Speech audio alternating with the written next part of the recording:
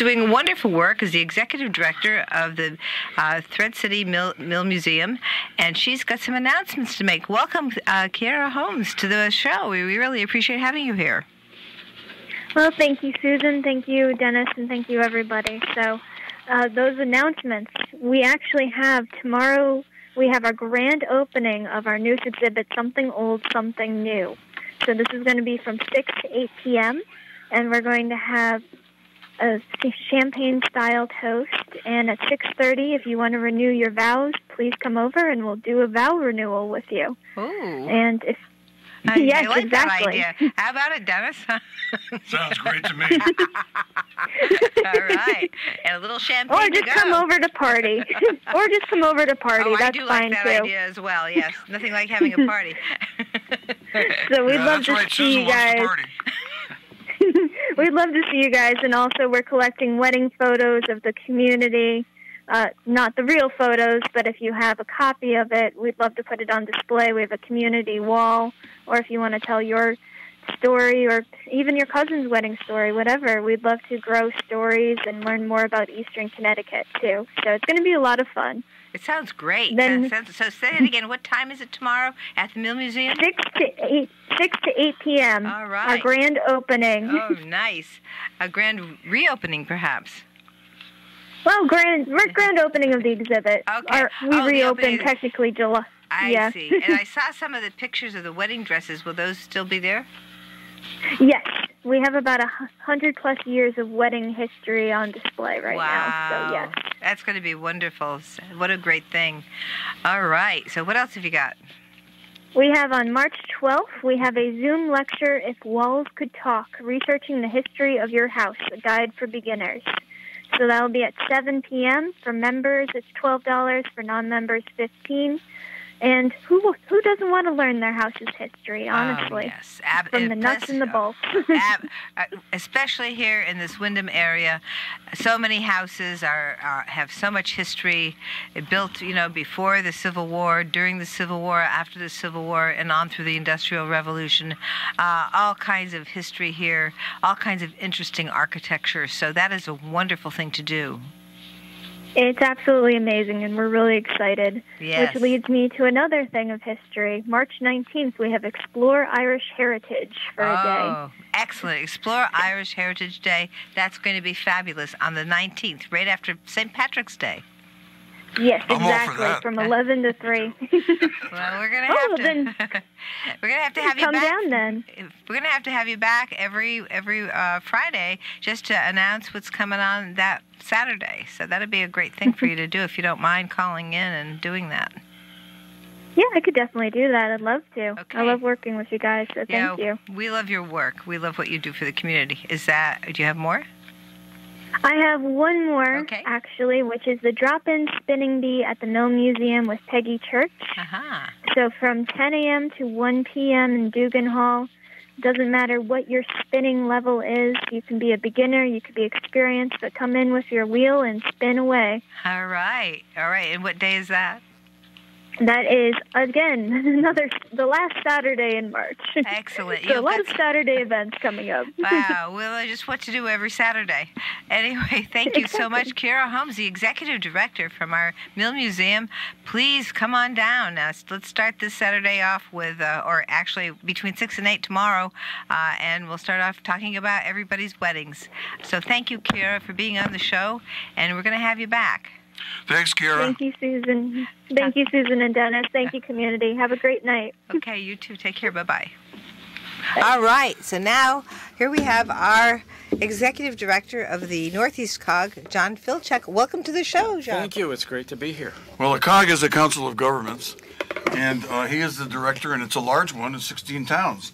Yeah. And John has really made quite a reputation for himself and for the COG by doing all kinds of innovating things with regards to regionalization in the northeast corner. It's more than a corner, quite a bit.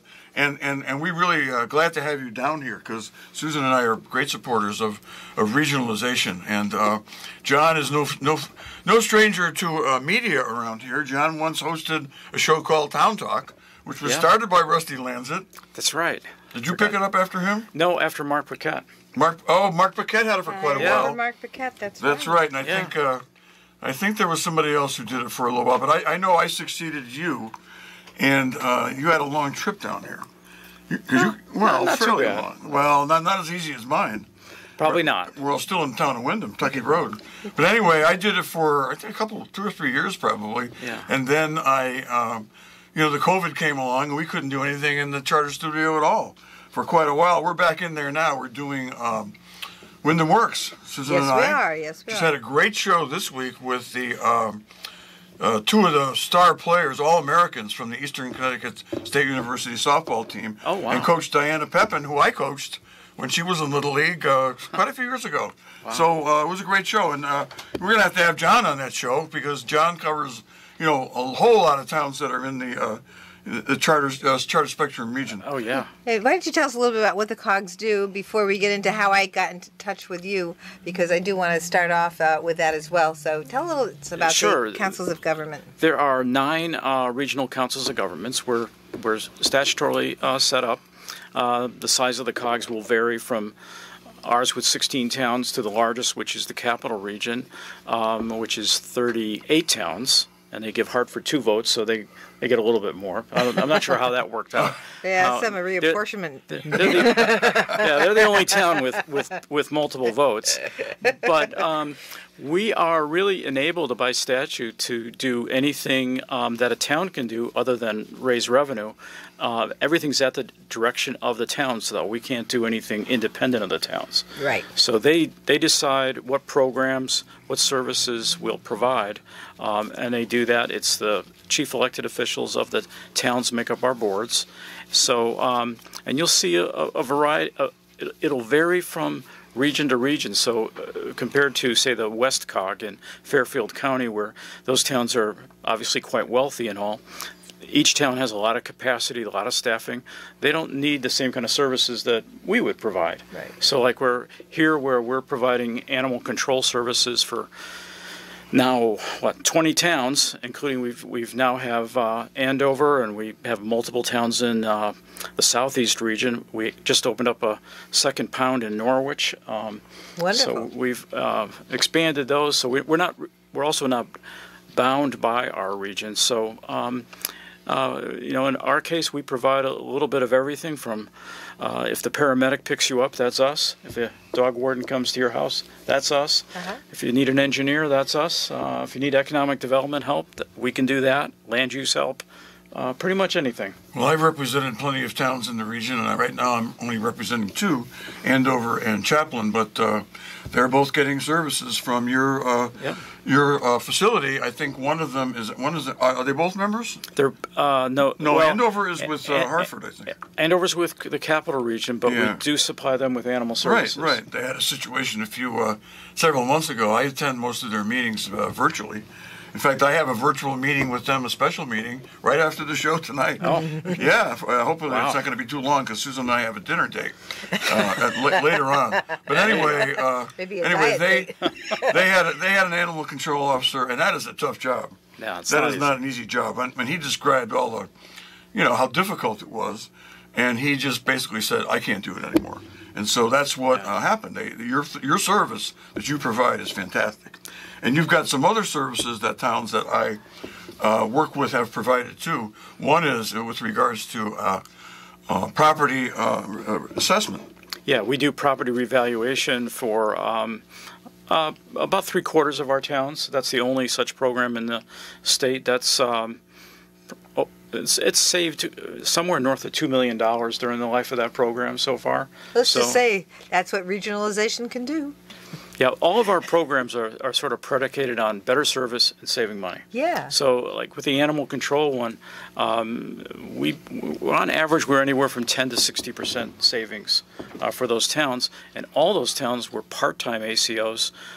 If need be, we can bring 7 ACOs to a given property. And sometimes we have to with hoarding cases and police raids and that kind of thing. So it works. That's a wonderful thing to be able to have that, and I'm sure that the animals are doing it better with combined resources from the region. So if you have to have the animals, someplace, then you probably have better facilities for them. Well, we've been able now to place, since we started in 2004, we've placed just over 8,000 animals. Wow. And we've not had to put any animals down for lack of space. Wonderful. That's fabulous. That doesn't mean some don't because of different medical conditions, Right. etc.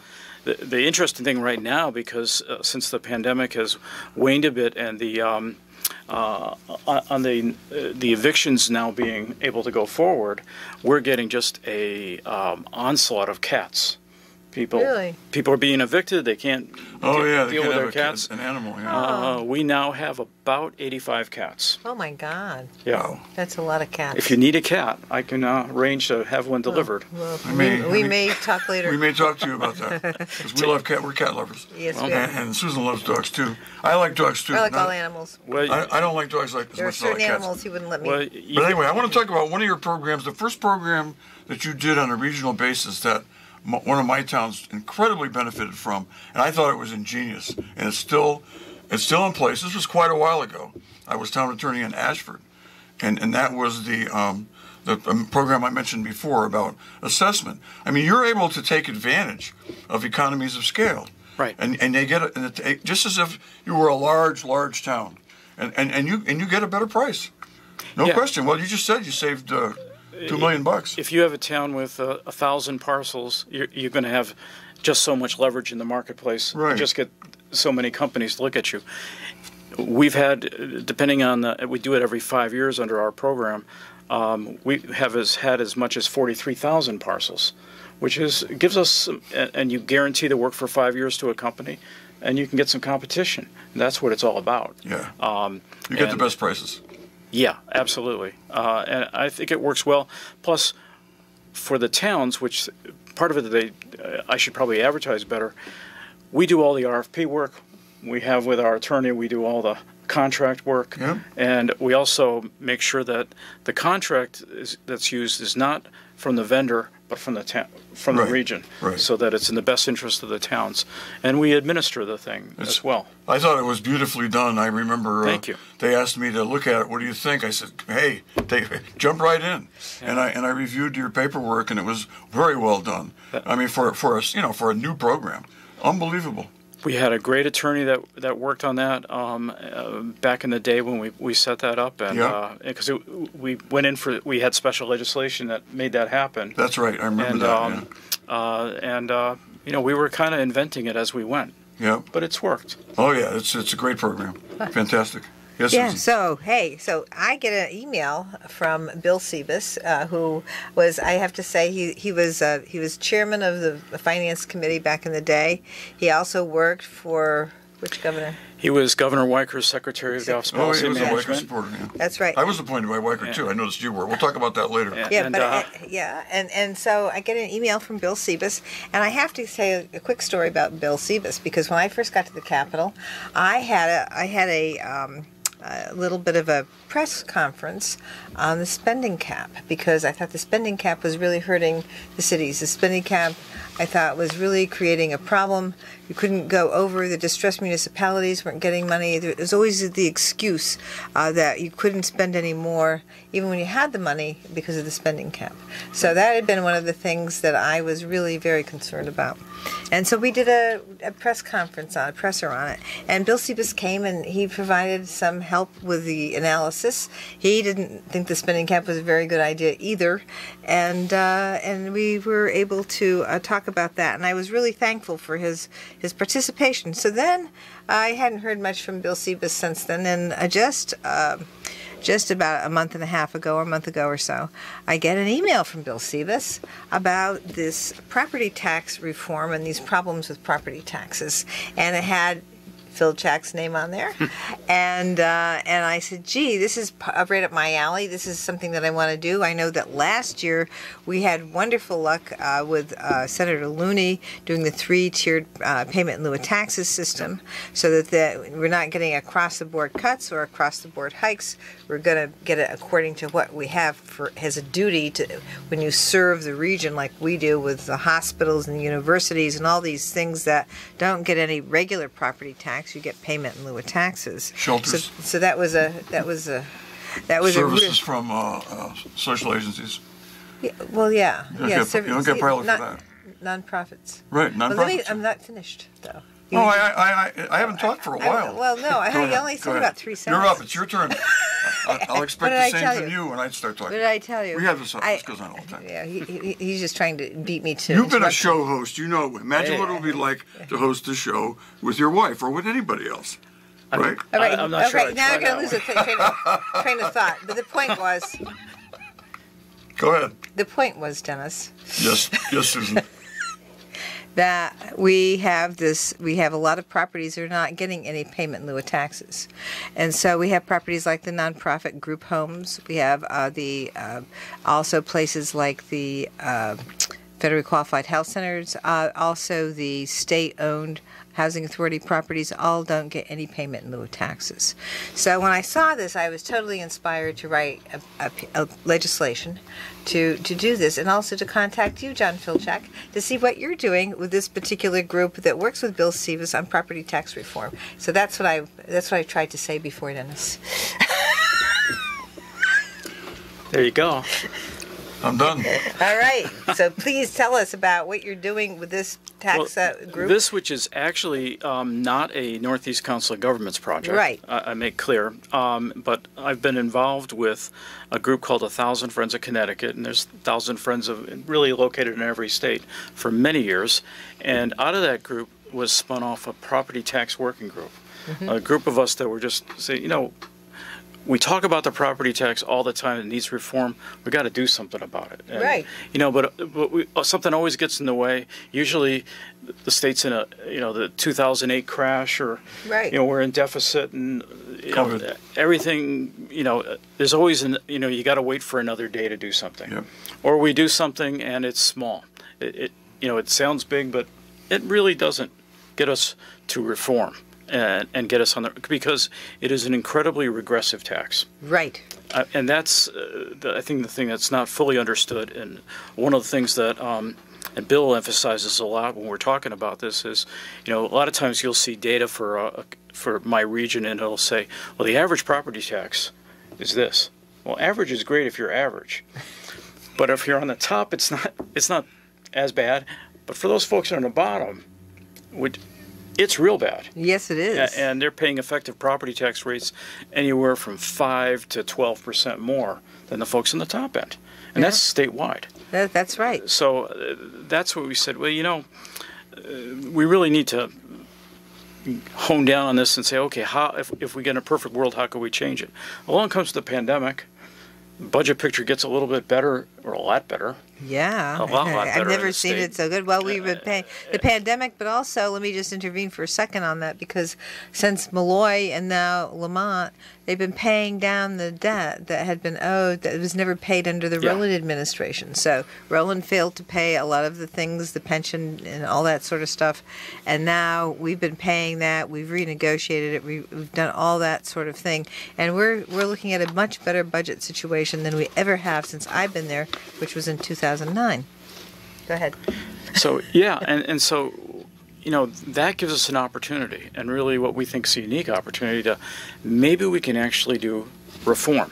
And the thing we try to emphasize in our report is there's relief, which we have all sorts of relief for individual taxpayers and for seniors and for tax credits and things. And the governor's proposed a couple of those, which I can mention a little bit later, which are great. But it's not really reform. What we are advocating for is a rebalancing of the tax system. Yes. So if you really look at the three big ones, you got the sales tax, the property tax, and the income tax. And no one wants to talk about the income tax. It's far from being as progressive as it could be. Right. But it's like it's hard to get anybody to even talk about it. There's a handful of people that will, but not a majority. I've talked about it, but it doesn't get me anywhere. And then I tried to go to the, capital gains tax, and I got pushed out on that as well. But the sales tax is also regressive. Yes. Not as regressive as the property tax, though. The property tax is pretty bad because you can't go anywhere. At least with the sales tax, you can make a choice. But with a property tax, if you own something in a particular town, you're going to own it, and you're going to have to pay a tax on it. So whether it's a house or whether you're a tenant and the landlord pays a property tax, that'll be reflected in your rent. Whether it's your car, all these things are property tax. And then when you're in a town like Windham, a serving town that serves the region with nonprofit organizations, with a hospital, with a federally qualified health center, with a university, with a community college, with a VOTEC school, with an airport. What you have is something that is a big, big serving town for the entire region and the state. And then we get charged for the service that we provide. And we end up with two basic flaws in the whole system. We have a horizontal equity issue where, the easiest example of that is been debated a lot here at the Capitol is the cars. Yep. Yeah. So if you own a car in Windham, you own a car in Chaplin, and they're identical cars, you're going to be taxed at different rates. Yeah, I'd say. There's something being done about that. It's not a panacea, but it's better. And that translates with homes as well, and That's so right. it gets just compounded.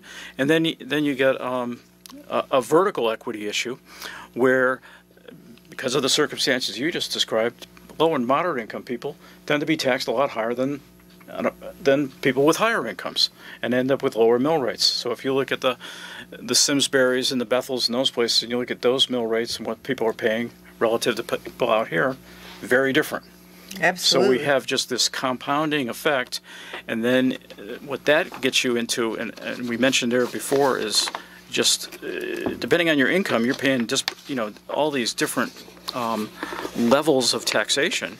And the towns themselves, they have what's called a needs capacity gap, where everyone's got needs to take care of your roads, police, etc., all those things.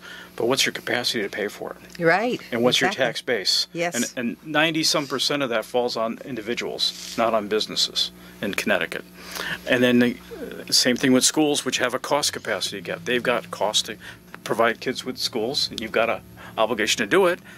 But what's your ability to do that? And ECS only, the way the state's funding that, and then we have the wild card of special education, Right. which the state has not lived up to its obligation to pay for that. And it's not only the state, but the federal is so far off. Made us do it. I mean, you go back to the initial act in 1975, and they've never come through with that. And just a small percentage change in that would be instant reform in Connecticut. Build Back Better for the Biden administration. He wanted to do that. And we are going to come right back with this fascinating discussion on our property tax and maybe how we can address it to make sure we have more equality in the state of Connecticut with all the towns. We will be right back after these messages with John Filchak, who is also a member of the 1,000 Friends to the Property Tax Working Group of 1,000 Friends. Yes. Thank you so much, John. We'll be right back after these messages. Welcome back, everyone. This is Susan Johnson. I'm here with my co-host, Dennis O'Brien, and our very special guest with some very interesting information, John Filchak, who is here for the... tell us again the name of the organization. For the Property Tax Working Group of 1,000 Friends of Connecticut. Yes. Well, he's been involved in a lot of statewide groups. Yes, he has. Yes. You came here when you first came here from Montana. You were I didn't know you came from Montana. What do you call somebody from Montana? A Montanan? Yes. Okay, not a Montaner. We Montanan. call, just add an A-N. And we would refer to anybody not from Montana as an Easterner unless we truly don't like you, and then we will call you a Californian. Isn't Montana where Senator Tester is? No. John Tester? Where is he? No, John Tester, yes. He's terrific. Yeah.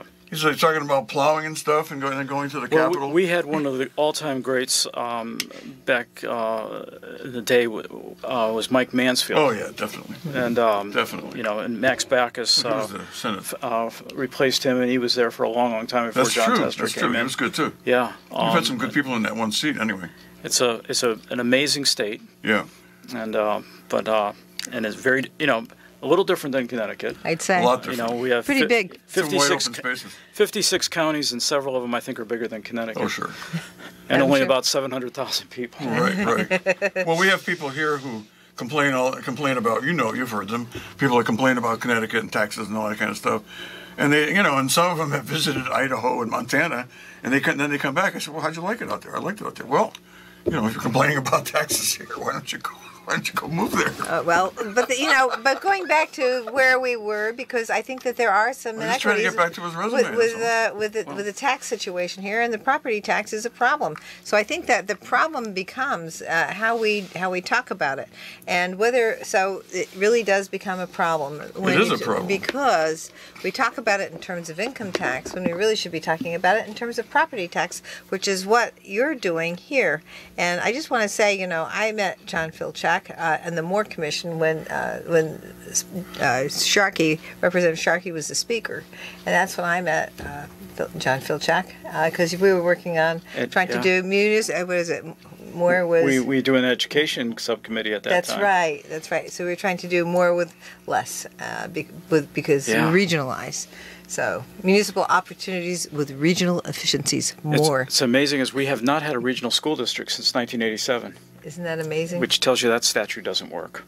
Correct. And and they've had the problem. Don't get me started on that. No, we don't want to. That's my pet. Well, my we pet really need. issue. That's where we need to be very innovative and creative, so Yes. that we can have shared and cooperative systems, Oh, God, do and we. we can get folks really doing some good things. But right now, the current system says don't do that, You're right. and people run away from it. But You're right. one thing that we have had because of the Sheff versus O'Neill case is magnet schools, and that is a regional opportunity. It really it works. We have 2 magnet schools here in our town, and of course the Hartford region has many more in that region area, and they do a very good job. And it's I think the way to regionalize education for the future.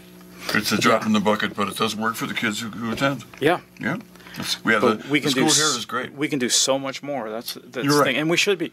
That's another show. We're going to talk about It's just incredible that Connecticut, as progressive as its reputation is so behind on many of those education things. It's because we have a very old state, right? We're not as new as we were here in colonial times. We're one of the first states, and so we have a lot of things to progress from. Yeah, change is a 4-letter word often in this state. You have to look at John's website. He's got some great stuff. Yep. And he has this series of maps that show the counties going all the way back. Now, I'm familiar with some of this stuff because when I was in the probate court, I learned that we were the 3rd probate court ever.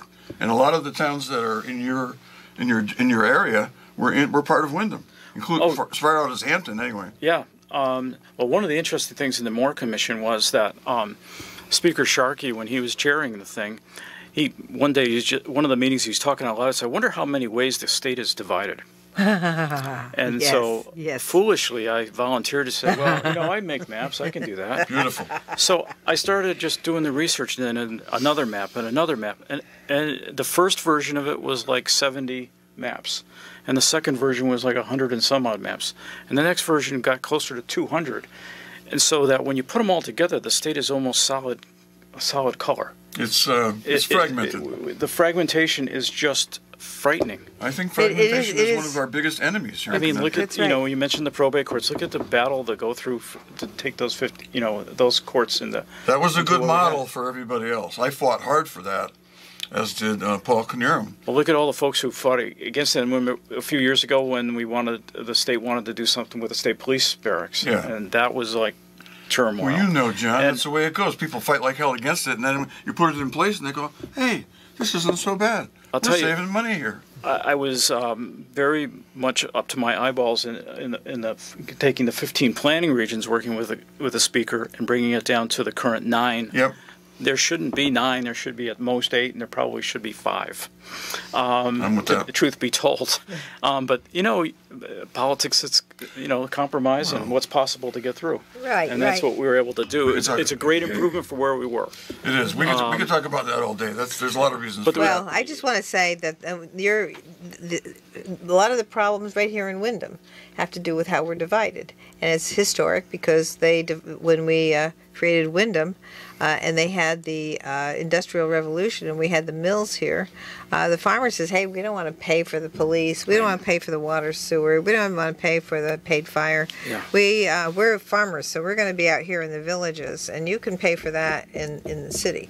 And then when the mills went away, well, everybody's already accustomed to, not having to pay for those things, and so this is where we are today. We're still in a situation where we're separated, despite the fact the mills have now been gone since the mid-1980s. So we're still a divided town. I'll say one thing: we're a microcosm for the state in terms of being fragmented. I agree. I've said and that. And you know what? We've made progress. It's been little bits at a time, but we've now consolidated where the people in the Windhams are now paying for certain things they didn't pay for before, like the ambulance service. Yeah, it is an evolutionary process on that. That's right. That's right. You're not going to do it all at once. But the ambulance service statutorily is a town obligation. It is not a district obligation. To put it in one district when it's a town-wide obligation, that just goes to show you how far off we were in understanding what we are as a town. Well, it was being done by the firefighters, and the firefighters were city employees. That was the problem. Anyway, let's get back to what you want to talk about with John. Well, I think one of the things that we try to emphasize too is the impact on housing for the property tax and how it really further fragments us, further creates disparities of the haves, the have-nots, and what I think people don't fully appreciate is the impact on renters. Often they'll say, "Well, you're renting. You don't pay property tax." That's completely totally wrong. Because the person who owns your building pays property tax, and if you don't think that person's passing the costs on to you, you're not greatly mistaken. And so it just exacerbates the poverty and all of that. It creates sprawl in the state. Yep. Because of the property tax being the primary driver of income locally, everybody, we don't want to get together and invest in Windham and share taxes. We're going to, let's create a industrial strip in each bordering town. You're right. You got that right. Got that right. We're going to build Ukepi, and no, we're going to put it in Windham Mills. You get that whole debate. You're 6 miles apart, and I guess you have had some shows on that there, one. Yeah. Yes. But we're just dumb about economic growth in the state. Yes, we are. And so that has environmental consequences, most of them negative, and really the state, and I've been doing this in one capacity or another, going back when I was Deputy Commissioner of Agriculture. We got 169 towns, so when we do economic development, we don't talk about a region. We talk about, we're going to invest in Windham, we're going to invest in Mansfield, we're going to invest in Chaplin, Killingly, this. We don't think about what's the impact beyond it, and how can we treat this holistically in terms of jobs and education and all the things we should be. When Amazon wants to come into the state, we're fighting against each other. Right. We want Amazon, but no, it is so unfair the way that we do things here in the state. And one of the things that I am thinking about, because I proposed legislation to try and address some of these things, and one of the things I think the other communities, especially the ones in the know, they look at the property taxes here. They don't understand it's because we're serving all these regional towns, because we get less money under payment in lieu of taxes, or we get nothing. We don't even get payment in lieu of taxes for these properties. And so, and then they look at, look at the schools. They're not in good shape. Well, hey, we get lower education cost sharing money. Well, that's happened all throughout the state with half the school systems. So when you look at regionalization, until we bring up the towns that are underfunded, And that means that we're not going to rely on property taxes to take care of special ed. Right. We're not going to rely on property taxes to take care of the nonprofit organizations or the hospitals or all these things that all these serving communities provide. Then once these things start to look up and up, then it's not going to be such a big chore. The people will say, well, gee, I don't mind being part of that group. They're doing well. They look good, you know. But right now we don't look that good because we have been starved, and we've been starved because they haven't been paying. Yeah, and we're, as you know, we say right in the beginning of the report, we're out of balance. Right. And we need that balance. And Yes. And another element of this is we've let our central cities, our larger places just go away. Yeah, this. You know, if you look at, the Hartfords and the New Havens and Bridgeports as our three big ones, and we have several others, and even on a smaller scale, the Wyndhams, as regional centers, we're not investing in the way that we ought to be. Exactly. We're dispersing the investment we're trying to make, it's like everybody gets a trophy. Well, that's not a good that's not a strategy. John, as you pointed out when you did your report on with the scissors and everything like that, how we're cut up into all these little fiefdoms. Every one of these little fiefdoms has a director, a boss, and that person is going to be, just like everybody else is, it's human nature, competitive. So we're all competing against each other, even within towns. And that kind of competition with little fiefdoms, let's compete with bigger towns and bigger regions and small with fewer numbers though. So we're not competing with everybody. Your next door neighbor. I always tell people, I said, gee, some of you people, the way you talk about taxes, you think there should be a different tax rate for every street. I mean, let's break it up that way. Let's make every street a little fiefdom. Oh, yeah. I mean, and I saw it when I was in state government. I was with the Department of Agriculture, and there's over 70 agencies, and we were all silos. Yep. And we were in competition in many ways at different levels with each other, which was just sort of crazy. Well, not understanding how these things interact with each other, your different agencies interacting with each other, like, I can see, and I'm going to just take it off for a second, but human services with insurance and with, public health and DD, Department of Developmental Services, and all these different agencies, well, they all have an impact on each other, DCF. All these have an impact on each other. But we're focused, when you're in that particular committee, you're focused on that one thing. Right. And you're not looking at the impact on the rest of the areas where you have one thing. And that is how cost shifting is done. And that is one of the things that I have been very, very unhappy about, especially when you take a look at healthcare and the cost shift that occurs. But I'm not going to digress to that. We're going to go back No to digressing. But even related to that, one of the things that we find critical, and one critical void, is the lack of good information. Now, one great addition that came out on Monday was a updated tax incident study by the Department of Revenue Services. Only the second one done in Connecticut history. Okay. Isn't that amazing? The legislature had the first one done in 2014 based on 2011 data, and then said we're going to do one every 2 years. And of course, they got pushed down, and the plan is to do that. But in 2017, which in one of no offense, but one of the dumber moves I think that the legislature did was get rid of the Program Review and Investigations Committee. Oh, I couldn't agree more, and I know who did that. Our good friend Sharkey. Yeah. And boy, were we upset. I tried to stop that. Listening.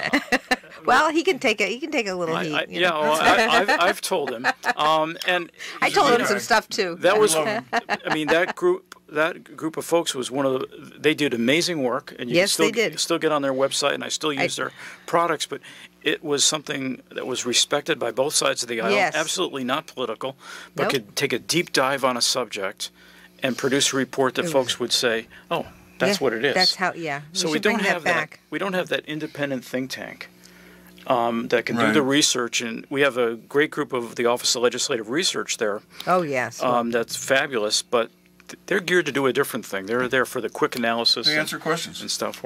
Yeah. Whereas they answer what's existing, but they don't give a recommendation for how to proceed. So, and we with that program review and investigation, there was not only the deep dive into what the policy was and how it worked, but also recommendations, a few options on how you could correct the problem. So what you're left with is studies like what we did here, or you have the Voices for Children, which is a group I have a tremendous amount of respect for. Yeah, they're wonderful. And then, yeah. you have the Yankee Institute and some others, and you have a spectrum of folks coming from different points of view. I'm not going to say anything about that. But you don't have the, which a lot of states do, like the Andrew Young Center at the University of Georgia. I mean, Yeah, very good. Groups that, we don't have that kind of effort at UConn or Yale. We that's had focused we on- had some work from Connecticut. UConn. They had the economics department that came out with a quarterly report, and then when the few presidents ago got rid of that economic report, we used to have what was his name? Steve Lanza. Steve Lanza. Yeah. He would come on and do the economic report here on this show every quarter. Yeah, we'd have him on a lot. And it was a wonderful thing, and that was another thing I lamented losing. So those yeah. two things were really helpful. Isn't it been replaced by some other report, though, that I've seen you get? Well, you get something from the Labor Department. It's but from it's the Labor not Department? quite the same. Yeah. No. Yeah, I mean, we also, I should have mentioned Fred Karstensen from Yes. UConn is Yeah. involved with us as Steve well. worked for Fred. And Yeah. Fred's he's an amazing Yes. resource on this kind of thing. Certainly. But one of the things that we're trying to also urge the legislature not to do, and people to get too far behind, and I've had my disagreements with CCM on this over the years as well, is they'll talk about things like a local option sales tax or a local option income tax. That's a bad idea. Where, now we're going to say, well, if Wyndham does it or Chaplin does it and you don't, now we're in competition. That's right. So Well, say now I don't have a sales tax, so come into my store. well, it's one thing, like, when I lived in Montana, if the city I was in, Missoula, if we had a local sales tax, and you say, well, no, I want to go to dinner in Helena, which is the next big town away. Well, it's 110 miles. It's too far, yeah. Well, we used to go over there for, we used to go over there for, But still, it's a long but it's a drive. Sure, I'll say, yeah. You got the separation. We don't have that here. No. I mean, I can go to Boston and come back in a Right. day. It's easy. Absolutely. So those kind of things are not solutions. They're not going to do anything for anybody. And so what we want to see is structural reform, Yes. so that Yes. that's undermining our economic growth. Address these issues that I've been talking about. So we've got a bunch of different ideas here. Oh. 2 minutes? It's all. All right. Well, I can do that. Yeah. Okay. So Yeah. Let him talk. we want to try to fix this. I'm gonna go. I have to go to a meeting. John, great to see you. Good to Go see ahead. you. Go ahead. But we want to put some inroads into this vertical and horizontal inequity. So the governor had talked about a property tax credit, which is Yes. a great step. But to really be effective, especially for the low and moderate income folks, it has to be refundable. Right. If it's not refundable, then it really doesn't do anything for those folks. If you do make it refundable, it's like an instant jolt. That's what you want to see. Because again, the property tax is affecting folks depending on your income at different levels. And then we got to restructure state aid. There's some recommendations from the New England Public Policy Center that they gave specifically to Connecticut rather, and that was in a bill last year or the year before, which we referenced in the report. I think it was Senate Bill 1141. I went to Boston. I went to the Boston. The Federal Reserve Yes. Bank up there is a Yes, great I went group. up there. Go ahead. Another former colleague of yours, Alex Knopp, who's involved with us. Did he serve when you were there? I don't think so. Alex is from Norwalk and was a state rep for maybe 14 years, and was the mayor of Norwalk. But he's strong on taking part of what he calls the surplus. Instead of everything going into the rainy day fund, taking a portion of it to help pay for some of these things. Yes. When we can, as far as that goes. And then getting an additional state aid to the towns. And exempt, distressed municipalities from the spending cap. Yes, we've got to go back to doing that, and that has been something that was put in again, and we want to make sure we exempt the distressed municipalities again, and I've been working on trying to get that done. And, make more adjustments to pilot. Senator Looney did some great stuff. And I got my bill does year. that, and so does Majority Leader Rojas, and I have a bill that's now been combined in planning and development, so I'm hoping to hear from you. Yeah, I mean, absolutely. And, right. And really, talk about special education fully funded. If you Yes, fully funded it thank tomorrow, you. or if the state took it over, that's instant property And tax that's reform. bipartisan. Let me just say that both sides of the aisle want that bad. And we shouldn't be having situations where people take it out on the kid and their families because they happen to move into the town. Exactly. It's not, that should not ever be. They should never be have to bear that kind of burden as far as that goes. I have to thank you so much for being here. I ran out of time, but I almost got there. That's pretty good. Not bad. Well, we're going to huh? have you back, John. I mean, Yeah. after this wonderful presentation, John Filchak, thank you so much for Oh, being you're here. welcome. Thank you for This was bringing fun. this is huge fun, and this is one of my favorite topics. Everyone, come back next week for another great show. This is Susan Johnson, my co-host Dennis O'Brien, and our very special guest John Filchak, who's doing great work all over the state of Connecticut. Have a great week, everyone.